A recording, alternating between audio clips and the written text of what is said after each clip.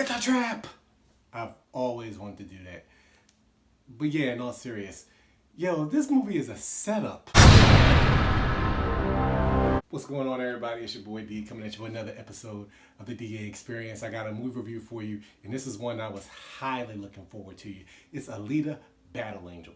This is produced by James Titanic, Avatar, Cameron, and directed by Robert Rodriguez, you know, who did Dusk Till Dawn, Sin City, and the Desperado movies, as well as the Shark Boy Lava Girl and all the Spy Kids movies. So the man knows what he's doing when it comes to CGI heavy movies.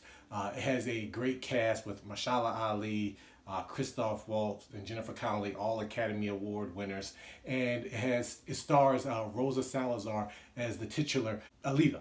Alita is based on an anime series that's been around for a few years, and it focuses on this girl and this machine empire in the 26th century. It's like 2549 or something like that. There's been this great war, and 300 years later, she comes into her own, and you find out more about her, the secrets and the story of her.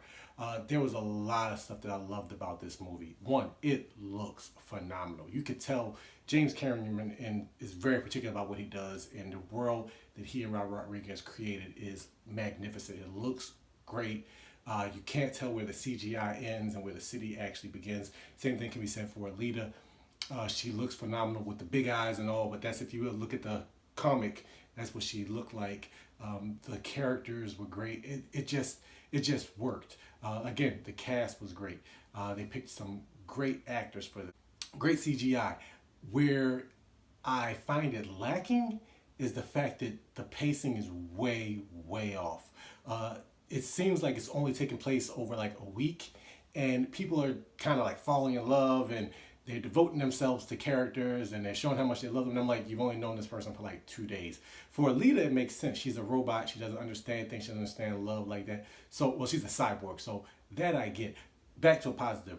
Rosa Salazar was great in this. Every time she was on screen, she lit up, and I loved the way that she conveyed her emotions and made it seem like she was learning stuff for the first time.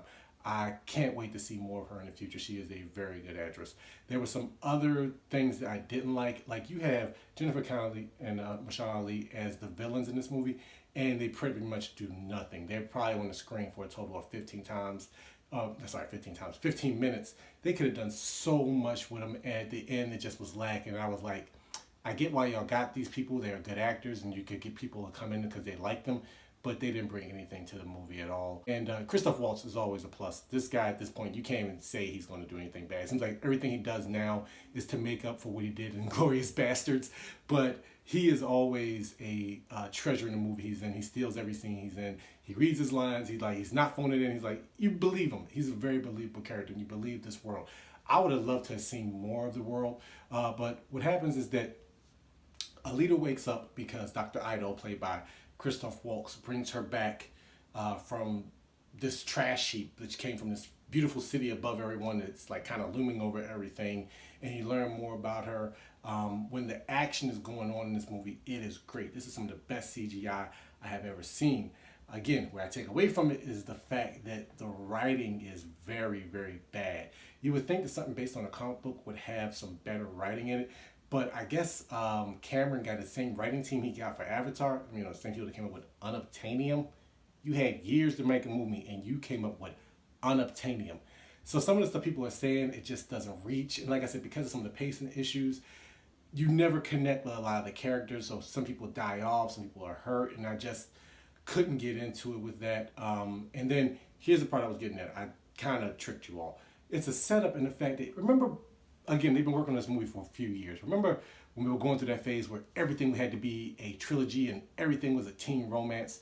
Yeah, that's pretty much what this was. This is in the vein of The Hunger Games. It's in the vein of Twilight, The Maze Runner, and Divergent, all those type of movies. So I get into it, and everything's going on. I'm realizing this movie is only 2 hours and 2 minutes long. This is an hour into it, and that first hour was a little dry. It was a little setup. There was some action, but once it got to the second hour, it got going. But then I realized, like, they got to wrap this up. It's like the movie's going to be over in 10 minutes. And it hit me. Oh, crap. They filmed this to make it for a sequel. So I hope it does well enough, because I do love Alita in this movie, and I did love Dr. Ida, and I want to see more of it. But I was sitting there like, it didn't engage me enough to say, like, I have to see a sequel. So if they make one, I will go see it. But like I said, folks, don't rush to go see this. Definitely don't see it in IMAX and 3D.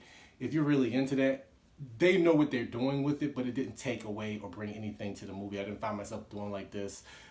It didn't. The sound wasn't all that. Though the soundtrack is pretty good.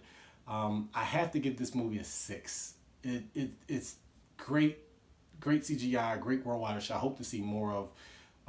Rosa's great, and it looks wonderful, but because of the fact that it's just all over the place when it comes to the timing, some of the acting is bad at times, and the writing is just bad. It just brought it down from being something that could have been amazing to just a little bit above okay.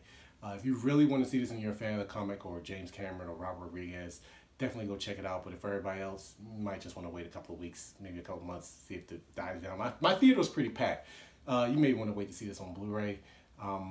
But yeah, that'll do it for me, everybody. I'll see you all next time. Peace. I'm out.